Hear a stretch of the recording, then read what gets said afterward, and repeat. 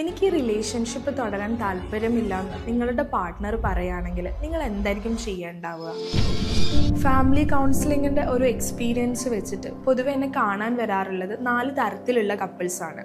ഒന്നാമതായിട്ട് അവരുടെ ഇടയിൽ പ്രശ്നമുണ്ട്, അവർ രണ്ടുപേരും അത് വർക്ക് ചെയ്യാൻ വില്ലിങ് ആയിട്ട് വരുന്നതാണ്.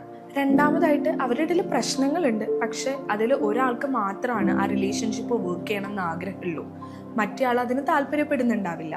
മൂന്നാമതായിട്ട് അവരുടെ ഇടയിൽ പ്രശ്നങ്ങളുണ്ട്, അവരത് പലപ്പോഴും സോർട്ട് ഔട്ട് ചെയ്യാനൊക്കെ നോക്കിയിട്ടുണ്ടാവും, പക്ഷെ ഒരു പോയിന്റ് എത്തിക്കഴിഞ്ഞപ്പോൾ അവർക്കിനി അത് ഒരു ഇമോഷണൽ ഡിറ്റാച്ച്മെൻറ്റിലൂടെ മുന്നോട്ട് പോകണം എന്നായിരിക്കും ആഗ്രഹം ഉണ്ടാവുക.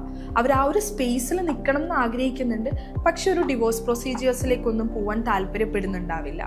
നാലാമതായിട്ട് അവരുടെ റിലേഷൻഷിപ്സിൽ വഴക്കുകളുണ്ടായിരുന്നു, വർക്കൗട്ട് ചെയ്ത് ഫേസസ് ഉണ്ട്, പിന്നെയും അത് ഓക്കെ ആവുന്നില്ല.